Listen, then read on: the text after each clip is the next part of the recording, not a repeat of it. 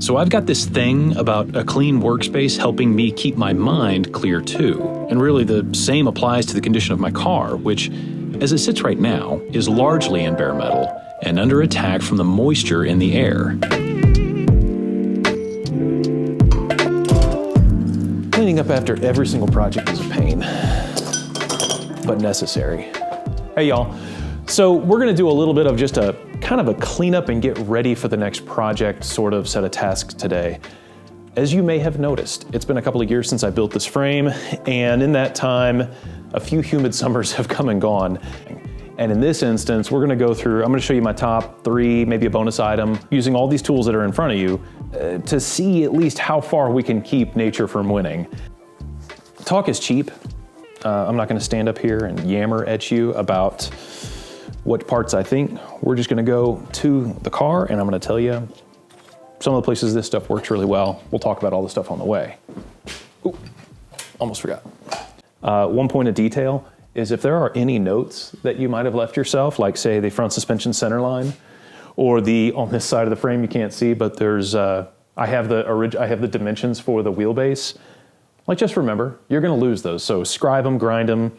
I've already taken these notes and I know I've got them recorded in a book, so we're fine there, but don't lose track of notes you've made for yourself. First thing that we're doing is we're gonna use the cheapest version, which is Scotch Brite. And I've got a handful of these here and they are well used, but they're still useful.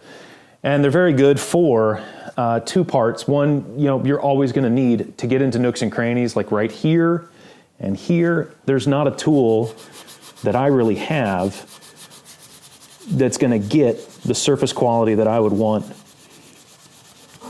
from this part right here. And this is not time lapse. This is just regular old doing the work. And for surface rust like this, for any of y'all that live in the desert, I know a buddy of mine built his bumper in Nevada and he just had surface rust on it and knocked it off with the Scotch Brite in like 20 minutes. So for all y'all that live in the desert, this is for you. And for a lot of, where we live in Texas and Dallas, it's not nearly as humid as when you get down to the coast. So we don't have to deal with this nearly as much as some of y'all that live, near the water where the air just wants to corrode everything. Got a buddy that lives in Jacksonville. He scrapped his whole Suburban for this reason. Scotch Brite, that's real time, man. Scotch Brite works wonders. And this is the cheapest one. The one that you can find probably at a gas station nearly. And I love using this stuff for all these nooks and crannies, sure, but it just gives such a good surface and it turns all that surface rust right into powder. It's great.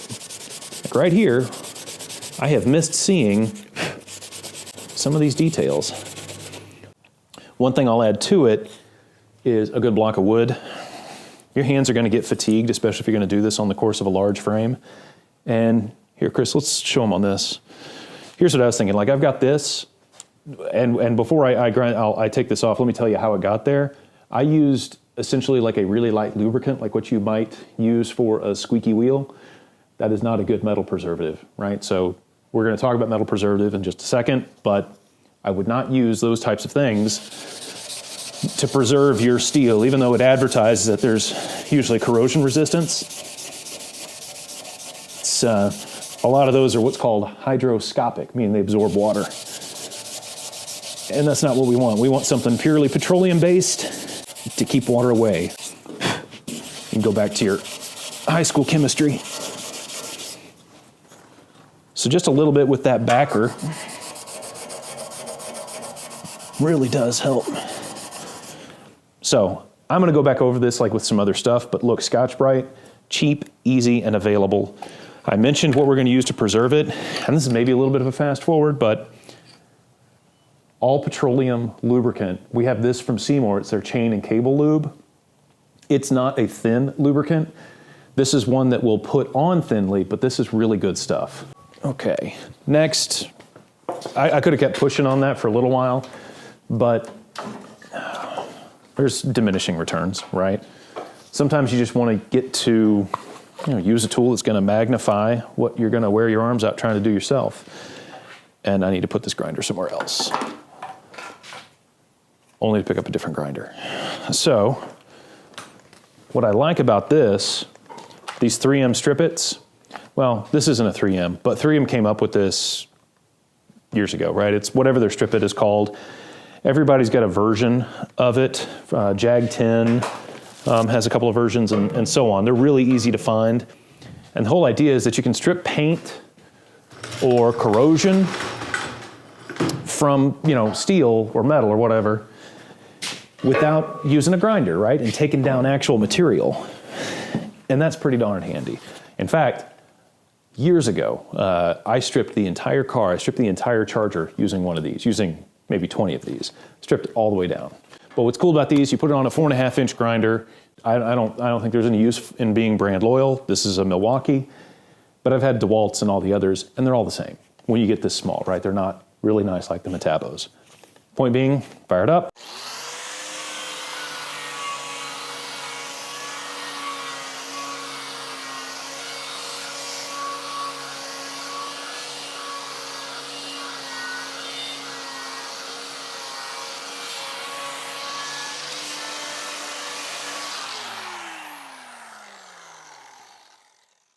And Chris will tell me exactly, but that must have been like 30 seconds.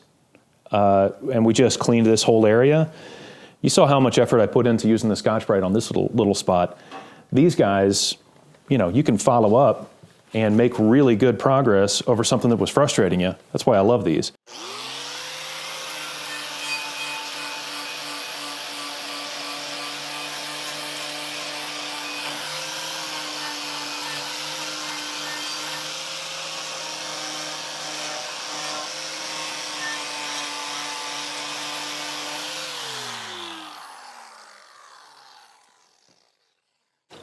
As I put this up, I'll tell you a technique is if you kind of do run into a limit of what you can get out of these, and sometimes you'll keep going back and forth, and there'll still be some rust or paint or whatever, turn 90 degrees, and then you saw me turn 90 degrees on that, turn 90 degrees, and then just hit it again, and you'll find that all the little spots that this was missing, just like that, you'll be able to get the rest of it. How about the wire wheel? I hate the wire wheel. Chris likes the wire wheel, but I do not. And we're gonna stay with the grinder to do this. Everybody calls the little die grinder, they call that the death wheel. I think it is mislabeled. This is the death wheel. This will chew everything. Keep it away from your shirt because it'll chew up your shirt. And then it will chew your face if you get too close to it. So you always just wear all the PPE you got.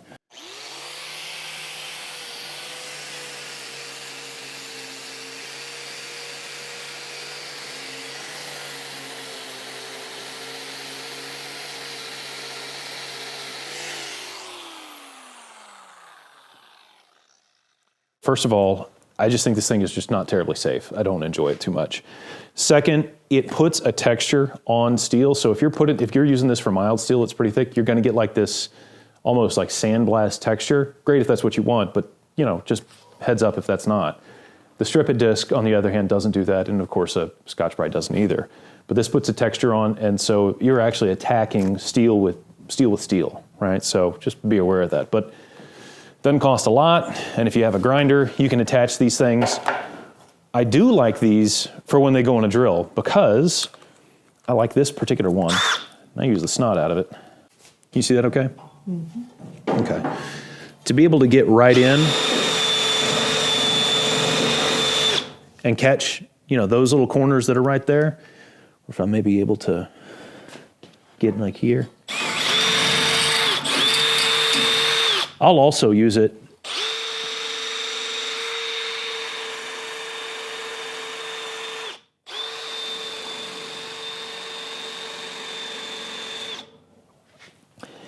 it's just very not aggressive because you're not spinning this thing too fast. So limited applications, you can see I didn't get this all the way down, but effective, right? I'm also going to tell you, going back just a little bit, most of these have some sort of like analog that you can use in an air tool. This is a strip-it on one of my die grinders. One thing I will say is similar to this strip-it, one more piece.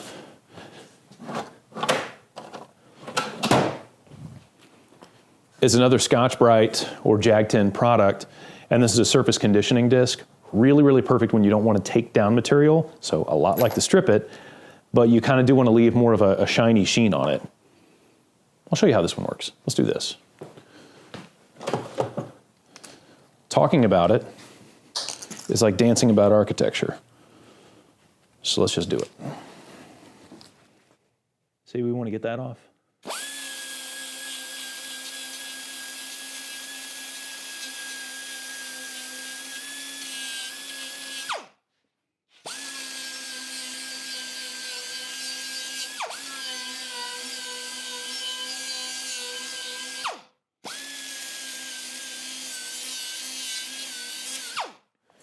You can see there are sparks coming off, so that means it's removing material, albeit very, very lightly.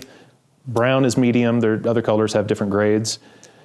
Point is this is on a high-speed tool, but if you put a lot of pressure onto it, you'll actually just melt the surface, and you'll stop doing all of the work that it's supposed to do. I like these things. I usually use them in conjunction with some other abrasives. They're very good at taking material down slowly, but in terms of rust removal, it's not the first thing I go to. It's just not what I think of. Now, those are all great, but the granddaddy of all of this stuff is, and it's not perfect, right, is the surface conditioning tool. And this is definitely the most expensive thing on the table. I think this is $130-ish. I don't honestly remember. It's been a couple of years since I bought it. But it is Eastwood's version, their value version of a much more expensive tool. And the nice thing is you can put all these different wheels on here, right? So this is a standard flap wheel like you would use in a couple of other, instances. You can use this kind of drum, and this, you want to talk about putting like a dimpled sort of surface on this. This guy's gnarly. I don't use them very often. But I do like this one. I like the flap wheel and some of the gentler versions of it. And we're going to use this on long, straight runs, and I'm going to go around the car to show you where that works. I think I got enough cord. Stuff here. I've already used this on other spots, so it didn't have to be straight, so I'm going to revise my previous statement. I used this on the arc up and over for the wheel arches there when I wanted to take off, corrosion. And it's just great when you've got all of this space to be able to run it. But, man, hold on tight.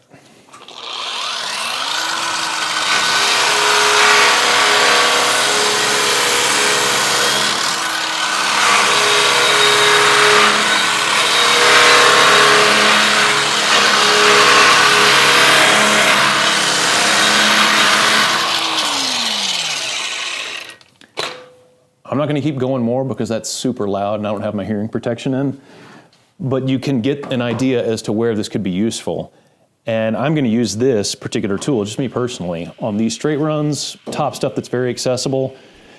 But really a point being, none of these tools are, man, there's no silver bullet in all of this. It's really about using a combination that fits the type of project that you want. So I'm going to end up using, I'll tell you right now, I'm going to use the surface conditioning tool for as much as I can, but I'm pretty quickly going to get into a corner, and I'm going to need to go back to, a Strip It disc to be able to hit that.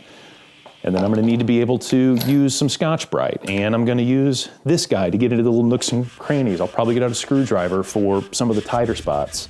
And I'm going to use one of my sanding backing pads, probably with a nice light piece of sandpaper on it. It's more about applying your hours and your labor. And wherever you get away from using one of these big tools, you got to dial into just doing the hard work. Admit that there are no shortcuts. There's not one tool that's going to do it all, except for you and me. We're the tool. We gotta do this ourselves.